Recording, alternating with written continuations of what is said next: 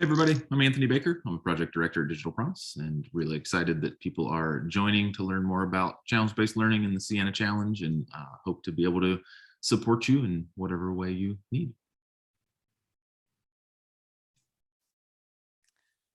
Hello, everyone. My name's Alicia. I'm actually in Ottawa, Canada. I work on the talent acquisition team. I'm a recruiter here for Ciena, and thanks for joining, and also very excited to be here.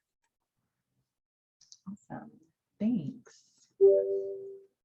And so I'm just going to talk a little bit about some of our outcomes, and I'll talk very briefly about the Ciena Solutions Challenge if this is your first time hearing about it. I do want to also mention that we are recording this. So if you know someone who is not on the call and that they really wanted to join, we are recording. So you can let them know that we'll send this recording out at the end of the call. And so, just for our outcomes today, we're going to explore the investigate phase in challenge-based learning and how the investigation methods can support and connect to your learning goals. We'll talk about how to participate, or how your students can participate in activities as they support essentially their challenges, and we'll talk about ways we can reflect and discuss learnings and some of our takeaways from today. And so really briefly, I'll talk a little bit about the Ciena Solutions Challenge if you haven't heard about it before.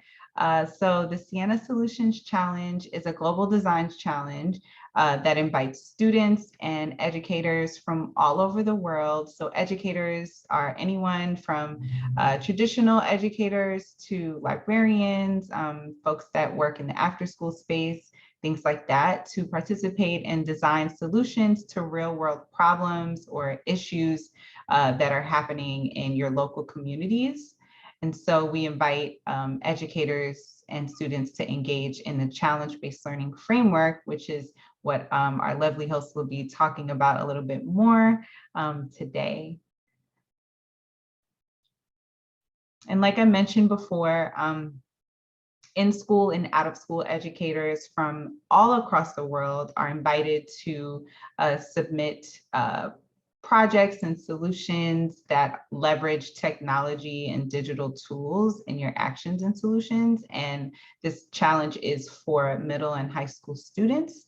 So ages between the ages of 11 and 19 years old.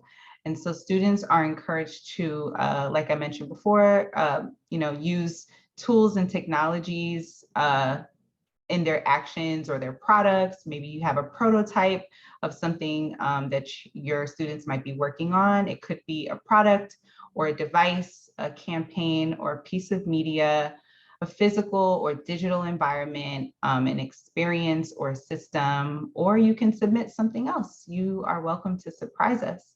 And so I just wanted to kind of talk a little bit about what it is that you can submit and who's eligible to participate. And once your projects are submitted, we will be featuring them in our Ciena Solutions Challenge online gallery. And so we will essentially be sharing, some of your great ideas, your designs, your prototypes on our online gallery. And if you are interested in scaling your projects, say you have a project that you really would like to see sort of take off and your students are really jazzed about it, you are invited to apply for a $2,500 USD Sustainability Award for projects that you would like to sustain and scale. And the deadline to submit a project for submission into the online gallery and for the Sustainability Award is January 10th. 2022, and you can register at cienachallenge.org if you have not done so already. One more thing I wanted to mention about the projects, and I talked a little bit about the digital tools and technologies. You don't have to use the fanciest tools. We're not looking for the most, exciting tools that are kind of used in your projects. We welcome and invite and encourage students to use digital tools and technologies that are at their reach, that are accessible to them, things that you're either used to using or maybe you want to try a new device. Our host will talk a little bit about that within the content today, but I just wanted to, kind of put a disclaimer out there. You're welcome to use, anything, or your students rather, your teams are welcome to use items that are, accessible, things that you're used to using to, kind of leverage your projects and your prototypes. And so without further ado, we're going to talk a little bit more about how you as an educator can support your students as they investigate their challenges. And I'm going to pass it over to Anthony. Hey, everybody. Thanks for joining us again. So one thing I think we want to make sure that we do is offer up ourselves to help with any questions you might have. If you're already engaged in this process, I'd really like to know, and feel free to stick it in the chat or unmute yourselves. Is there anything in particular that brought you to us today that you would like to ask questions about? Is there help that we can provide you? Any of those things that come up during the course of the webinar, please feel free to go ahead and unmute yourself or stick it in the chat. And I think we have plenty of time to try to address those questions.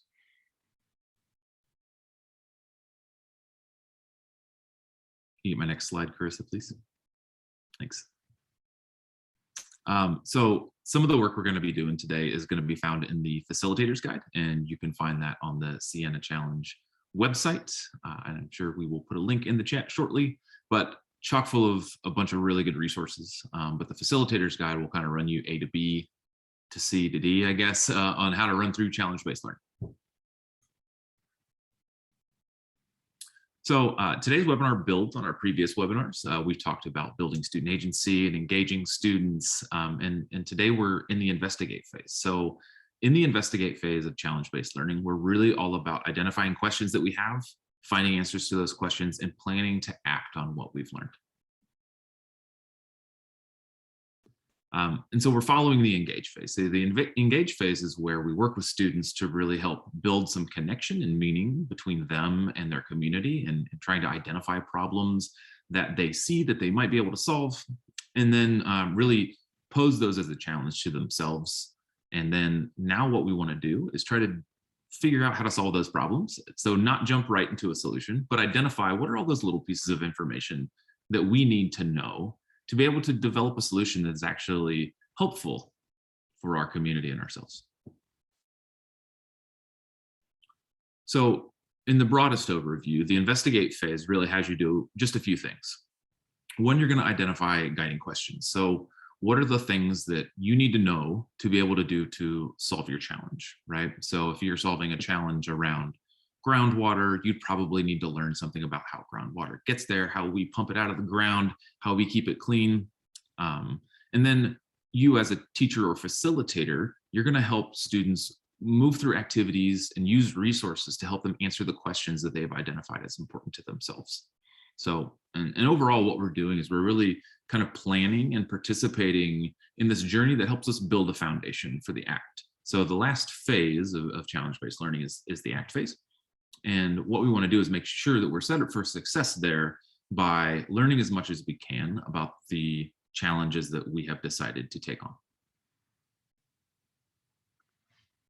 So when we're talking about guiding questions, they really just point towards knowledge that students need to develop a solution to the challenge. So you can imagine as students present themselves with a challenge, at some point they have to start asking, okay, well, how do I solve this thing? How do I start to address it? What do I need to know, right? Typically you do that in a question generating session, but it's important to note, as the last sentence says here, that these questions continue to emerge, right? So this is an iterative process. So as they learn one thing, new questions are going to emerge. And I just want to encourage you to invite those questions and to definitely ask students to work on things like rank the questions of importance to them, right? Maybe they can address the most important ones first and make sure that they leave themselves times for to investigate the other questions as well.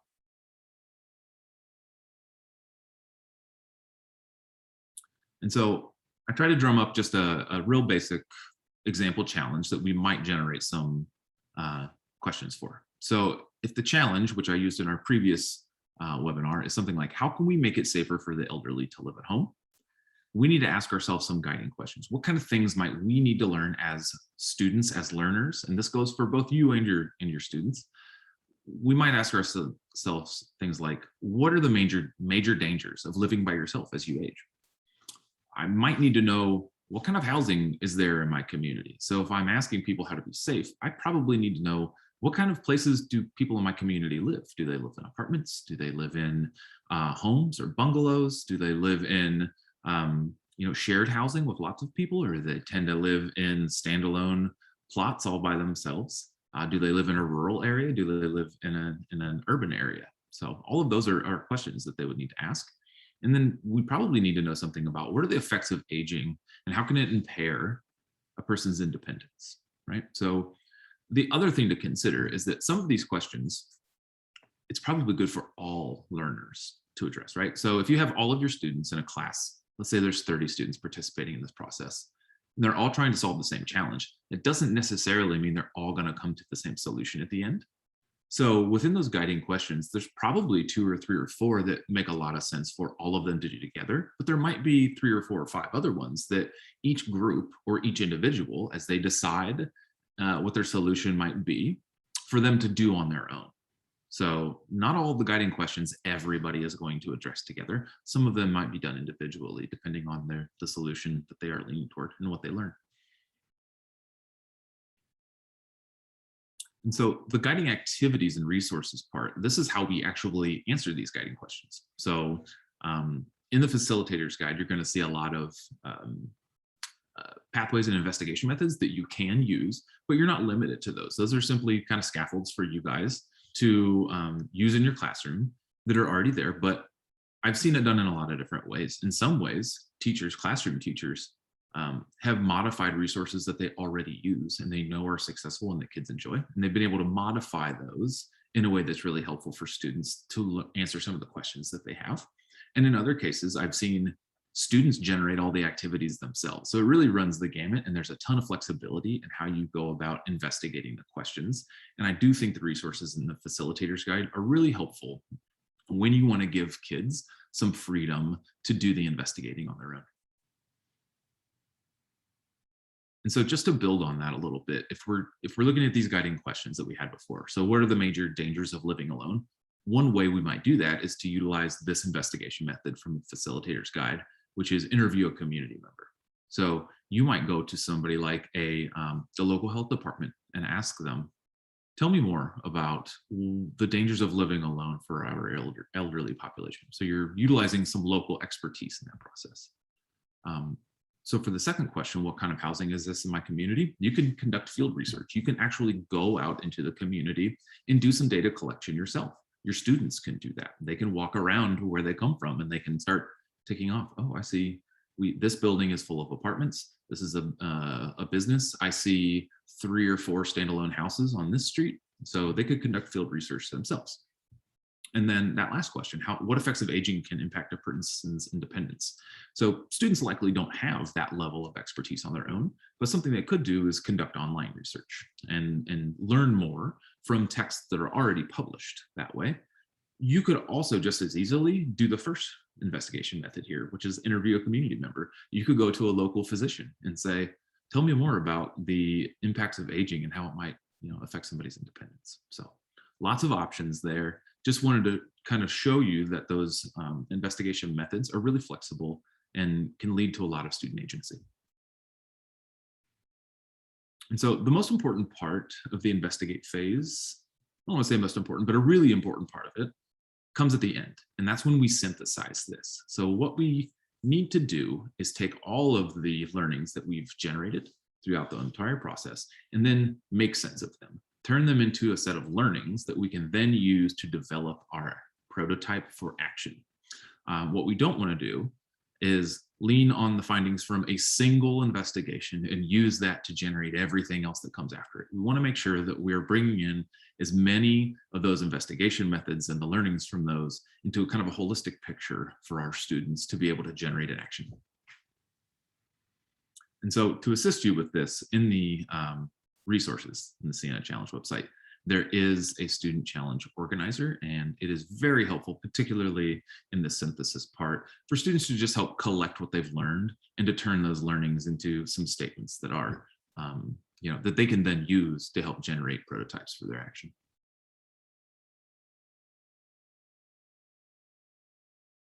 And so I believe we're going to bring on Alicia now. Hello.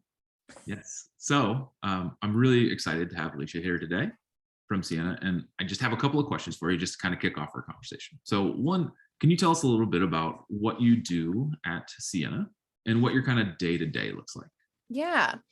So I am a recruiter or a talent acquisition specialist. So I work for our people and culture or HR team. I'm based in Ottawa, Canada, but I support our North American region. So Canada, US, and Mexico, Argentina, and Brazil as well. I primarily hire for more senior level software engineers, hardware engineers, test engineers. But prior to that, I recently just switched roles. I was actually recruiting all of our new grad, early in career, and internship programs globally to support Ciena. So it's very busy, and I'm not sure if a lot of people are aware, but it is a hot market out there for jobs. The job market is a little bit crazy, and we're definitely feeling the pressure and the stresses right now as far as candidate availability and people being interested in making a change. So there's a lot that goes into being a recruiter and talent acquisition. There's a lot of thinking and kind of creative thinking that you need to do to stand out and get your name out there, because it is very competitive, especially knowing that it is a candidate market out there and they do have options. So. Great. Yeah. And so I would love to hear, because what we're trying to do is put this kind of in context to, like, how do these investigation methods that we have and asking questions as a student, guiding questions, how does it help them solve problems? So I would just love to hear a little bit. So what kind of, are you facing any big struggles that you feel like you could problem solve on just a regular day-to-day basis? What are the things that you kind of do to problem solve for yourself? Yeah, absolutely. And I think that recruiting is so big. There's so much that you can do. And especially in a market right now where it is so competitive, you're almost forced to think differently and to do different things.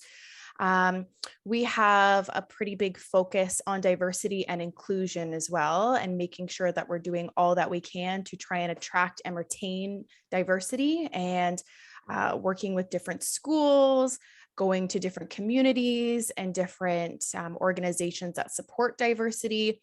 But again, some of the roles that we're looking for have very niche and specific skill sets. So it really comes down to doing a lot of research, understanding the market, understanding a market from a global level.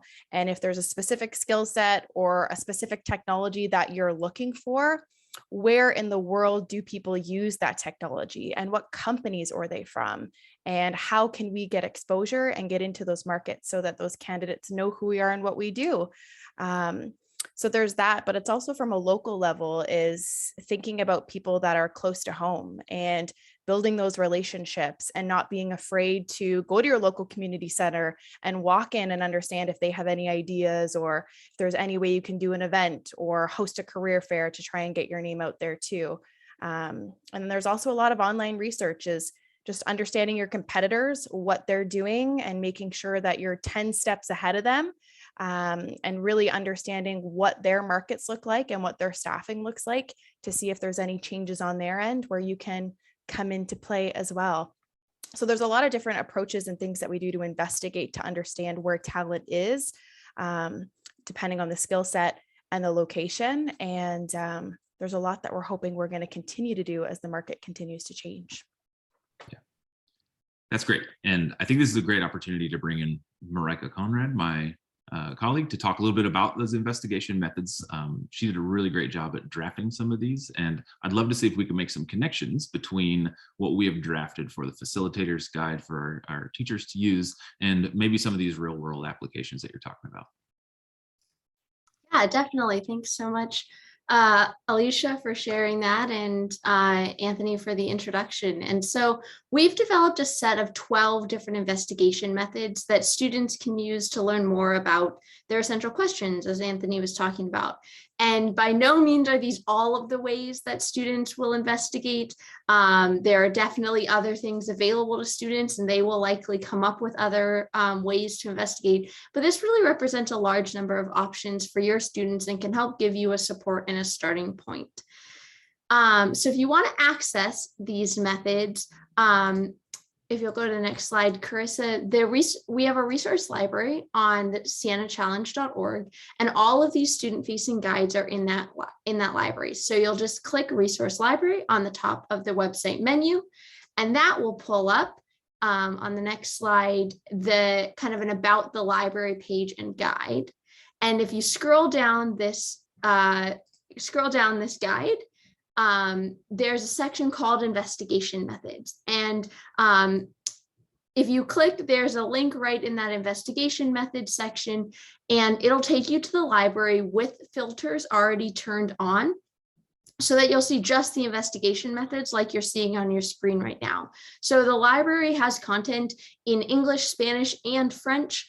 It has investigation methods, as well as action pathways and engage activities like we talked about in the last webinar. And so by using this filtered link, you'll get just the investigation methods, in this case in English, but you can filter for different languages. And so that you'll be able to see just the resources that are most relevant to you at that moment. And so these methods are really designed to connect with various skills and disciplines that align challenge-based learning with your overall learning goals. And they're aligned also with future skills that your students are going to need as they go into the workforce. And so one example of that is computational thinking. On the next slide. So for example, analyzing a data set. There we go. Analyzing a data set, collecting data with a computational model, and conducting a survey or conducting an experiment are all activities that are going to engage your students in computational thinking practices. So if that's something you're aiming to do, you could focus on these investigation methods within your challenge.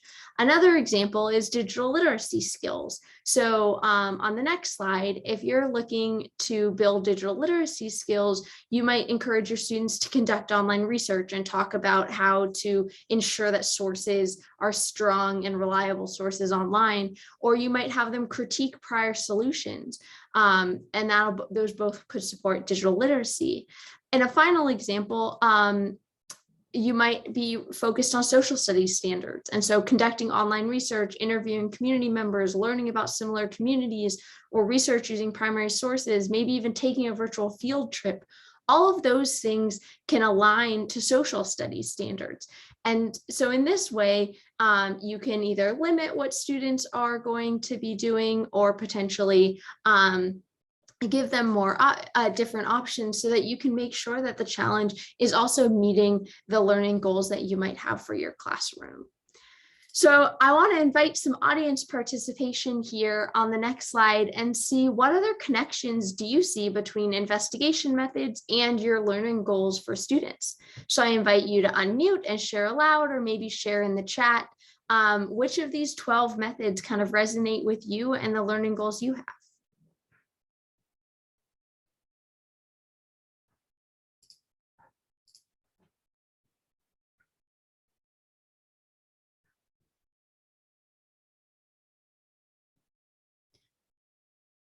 Anthony, I know you've done a lot of science teaching. Are there ones that really resonate for you with science and science goals that you would have for students?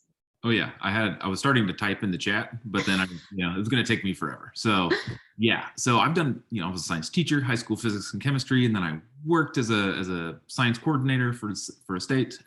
So I see a lot of these, particularly with the NGSS now, things that would be really helpful. So in particular, the analyzing a data set, there is a computational and mathematics strand in science education. Conducting surveys and experiments, obviously, I think that's an easy connection there. But conducting field research is one that I think really hits close to home for me, because it's part of the reason that I always loved science, right? It was the opportunity to go out into the world and learn about it, and not just be bound to a textbook necessarily, but get out into nature and learn about nature. And I think doing that in a community is totally reasonable. I think you can bring in lots of really interesting like social justice aspects to it as well. And that's one that sticks out to me is pretty interesting.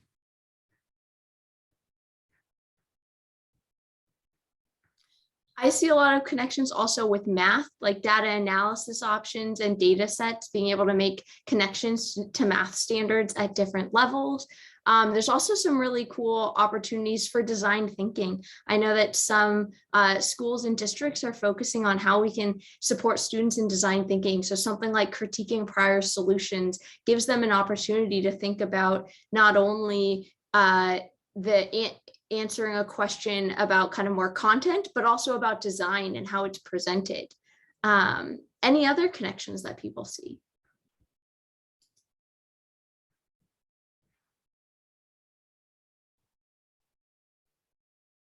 I can jump in.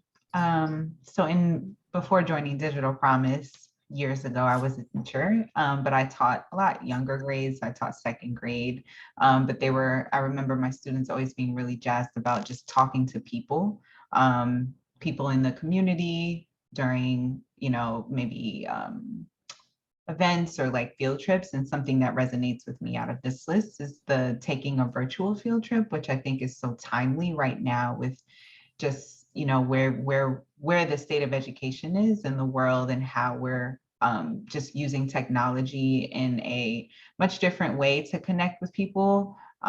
So through Zooms or through Skypes or things like that, it just feels like connecting with people virtually to learn a little bit more about their work and what they do and how their work connects with, what may be going on, students may be learning in the classroom. Is just another way for students to collaborate with people in the community in a virtual way. So that method resonates with me the most. Definitely. They do love to show off and share, Anthony. And so we want to make sure that we're giving you resources not only to support while your students are investigating, but also to figure out what investigations to do. There are tons of options. There are tons of questions. And so on the next slide, we have the challenge builder. And so we talked about the challenge builder in our last webinar for the engage phase, and this is what the investigate phase of it looks like. You'll notice that there are 3 places to plan one or more guiding activities related to a guiding question. And I do want to point out that while there are 3 spots here, that isn't because 3 is a magic number. It's mostly because I fit 3 columns on the challenge builder. So you can have more than 3 investigations. You can have less than 3 investigations. It's really about how much time you have with your students and how many guiding questions they have and feel as though they can answer. And so each guiding activity and question should then utilize some investigation method to answer it. And to support students to select the most appropriate investigation method for their guiding question, that last section on the bottom asks students to give a rationale for choosing that method. So they have to think through, what's my question and how am I going to answer it? And we have an example of this with investigation methods that can be used to look at the environmental impact of cities. And so this whole challenge builder is available as an example for you. And in this challenge, they use 3 investigation methods: conducting an experiment, interviewing a community member, and analyzing a data set. And so this kind of shows how they've done that. And so then that kind of brings us back to our conversation with Alicia of, well, how do investigation methods really connect to future careers? So I'm going to pause here for a second too, and I invite Alicia to jump in. Anthony, Carissa, any of our audience members, based on what Alicia was sharing, how do you see these investigation methods that I just shared connecting to the job and future jobs, not just Alicia's job, but really any job that students might have?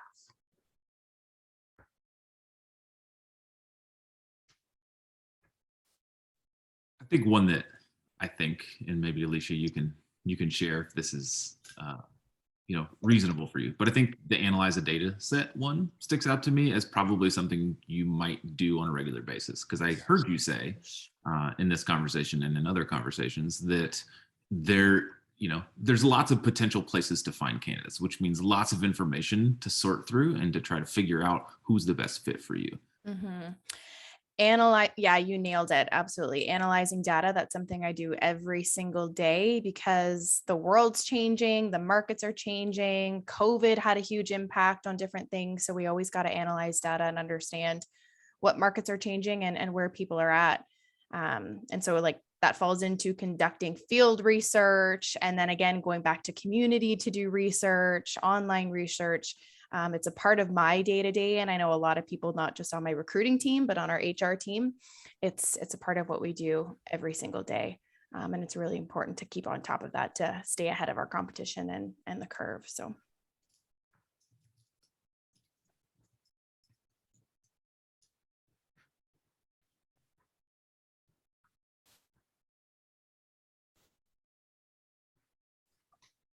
I also heard, you're talking about how competitive the market is right now and thinking about, what are other companies doing and how can we compare to what they're doing? How do we kind of, there's some competition in finding the right candidates for you and recruiting them to work for Ciena. And so that reminded me of learning about similar communities and thinking, when we're thinking about community-based problems, it might be thinking about, well, what did the town next door or this town across the world do to face the same challenge? But from a recruitment standpoint, it's also being able to compare, well, what is our rival company doing for recruitment? What's working for them? What's not working? And trying to use that learning to really improve what's happening for you guys. Yeah, absolutely. And then I'll take it even farther from, I'm the employer, I'm the representative from Ciena, but from a candidate perspective too, because the market is so hot, they need to be doing their own research and they need to be analyzing the market and doing a lot of due diligence on their end to understand what kind of company they want to work for, how big is that company, how many employees do they have, what's their brand, what's their culture. So as it's just as important as us as a company to be finding those, really top superstar candidates, we want to make sure it's a win-win on both sides, and that candidates and even when students come and work for us, we want to make sure that they've done their due diligence and enough research on us to be able to say that we're the right fit for them too. That's a great point. Something I hadn't considered, right? You're interviewing each other essentially. Absolutely. It's a two-way street, interviews, right? So they should be collecting and essentially doing interview and gathering all that information, whatever it may be, talking to their friends, getting referrals, going into the community and asking what it's like to work at Ciena. And hopefully it's a win-win at the end. And that connects really well to another one of our investigation methods, which is interviewing community members. And I think I'll kind of go through a little bit of what we have available. These are some of the specific investigation methods that I, from talking to Alicia about her job now and previously, thought really resonated. And so interviewing a community member is really about getting the expertise and knowledge from your community. And that can be from someone that society has traditionally called an expert, but it also really can be about getting information from the person next door who's an expert on themselves and their lives and their community. And so conducting interviews is extremely important to answer a variety of different guiding questions, and also a skill that's really important for students for themselves now and into the future. I'd invite anyone, are there any guiding questions that you think could be answered by interviewing a community member?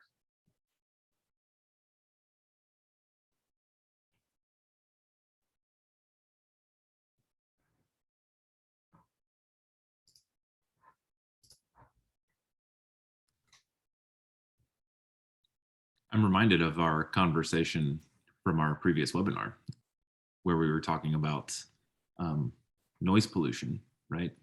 And I wondered, so if I live near a highway, I might have, the noise pollution might impact me as a person one way, right? But it might be really interesting to go around to people in my community and learn about how it affects them, because they're all going to potentially work different hours. They might have different age children in their homes.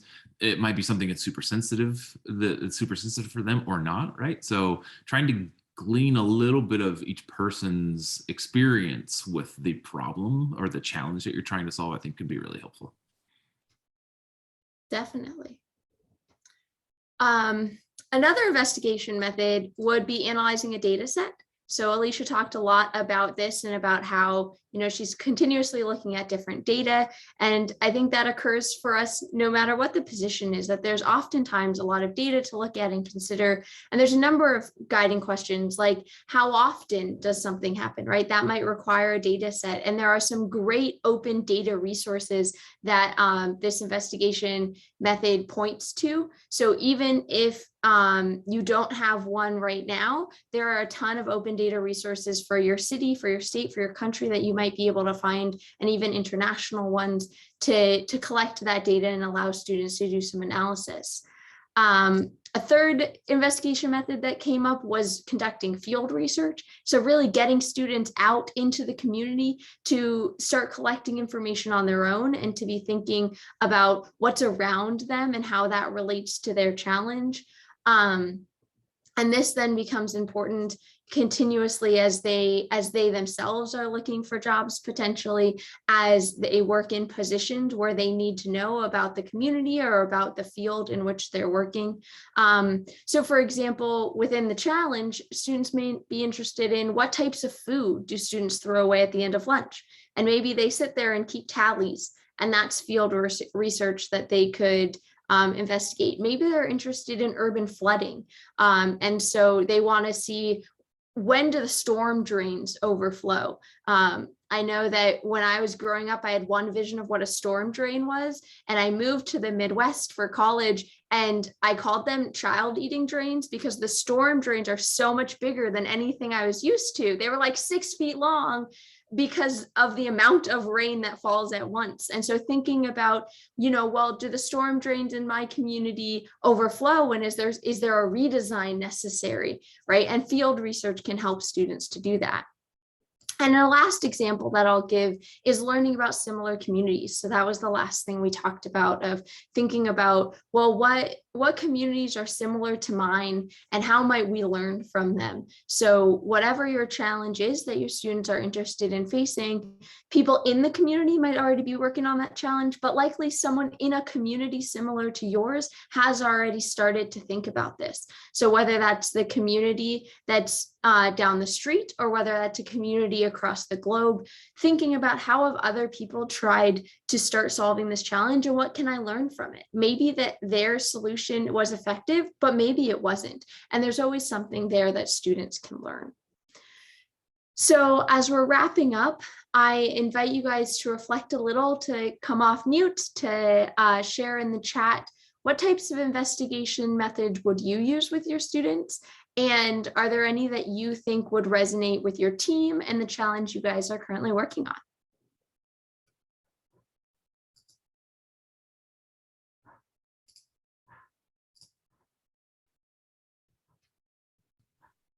So I can take this opportunity to share a little bit about a school that I worked with in suburban Cincinnati, Ohio. So their students, so they went through the CBL phases. And their students were really interested in the Special Olympics, which is a big event at their school. So students with disabilities get to participate in the Special Olympics there. And so what they were able to do is ask some guiding questions about, like, who participates, what are the games like, how often do people get to do this, what do they struggle with, things like that. And then they actually conducted a little bit of field research and did some interviews, right? And so they were able to do some interviews with the special education teachers in their district, which was really helpful for them. And then they were actually able to go out and watch students as they prepared and practiced for the events of the Special Olympics, right? Did a little field research there, took some notes, did observations. And then they went back and they talked with these students about what their struggles were, right? And just one example that I thought was really innovative. They had a student in one of their classes who had issues with auditory processing, right? So the speed at which people tend to yell directions in exciting, like sports events was difficult for this student to process. So what they decided to do was instead turn the instructions into a set of giant flashcards that they could use out on the field for this student to help that student know what step is next and what they should be doing without having to shout it, where obviously it wasn't going to be very effective. So I thought that was a really interesting application in some good uses of the investigation methods.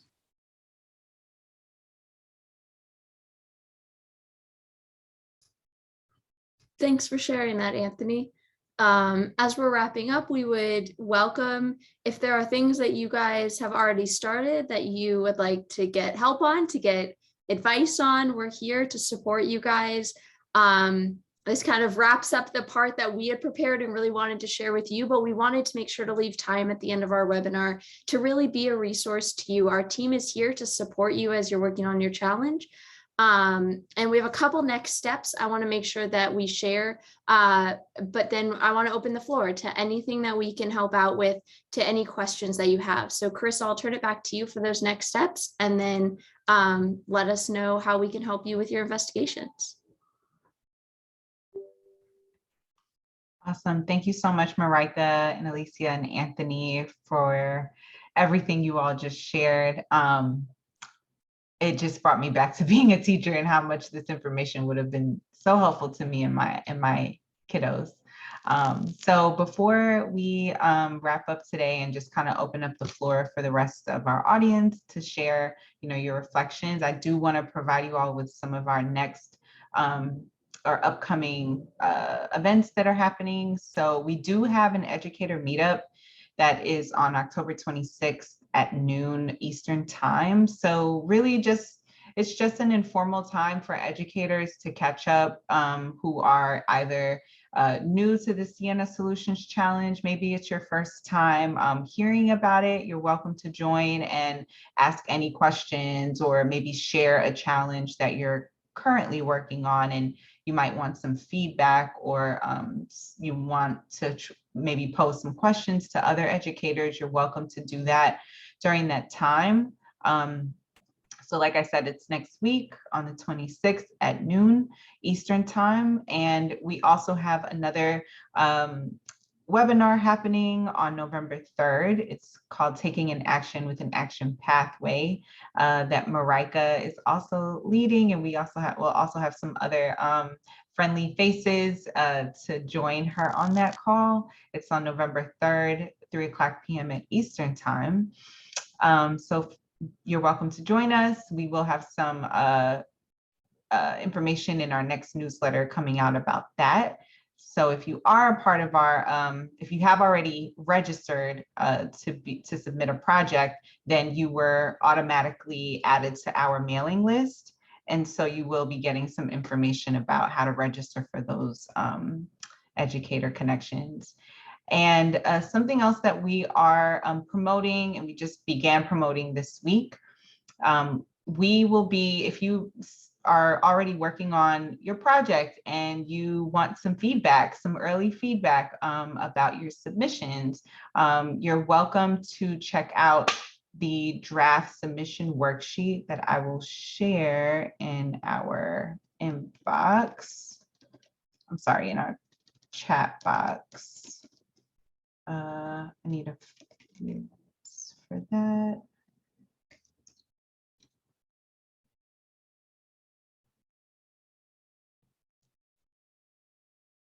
Sorry, folks, just getting all that together for you all.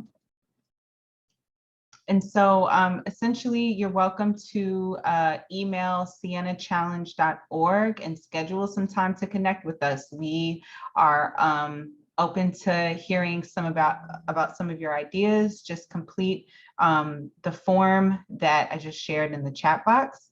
And you can then schedule a time to talk to one of the Ciena Challenge team members, and we would be happy to review your projects and learn a little bit more about your about what you plan to submit. And additionally, we also, Digital Promise is producing a mini documentary, a Ciena Challenge documentary that we are putting together, and we really just want to know about your stories. We want to hear about what you all are kind of facing right now with your challenges. Maybe your students are essentially, you want to capture some of what the conversations are about. Maybe your students want to share, or your team wants to share what they're working on in advance. And we just kind of want to know what your stories look like. We want to be able to capture that and upload it to our mini documentary. So you are welcome to also share that And if you are a part of our newsletter, then you should have already gotten the documentary guide, but if not, I'll go ahead and share it in the chat box as well. And you're welcome to submit videos. We do have a video ask, so that's really exciting. If you haven't seen it before, I will share it in the chat box. It's a really cool way to just share your reflections and a little bit about what you guys are working on. You can share a video, you can text us, you can just share audio if maybe video is not your thing. And we are excited to just kind of feature you all in our documentary and learn a little bit more about your challenges and your journeys. And Awesome. that is pretty much all that I have.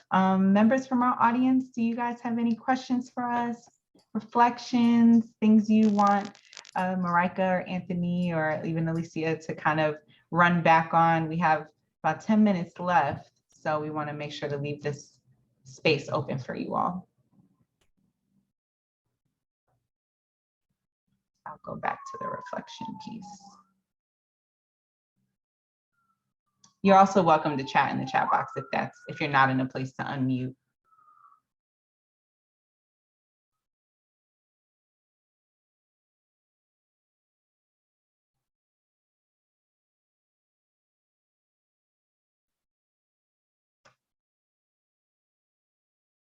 Well, if there are no questions, I'm going to end our time today. I just want to thank Alicia for joining us and sharing a little bit more about your work.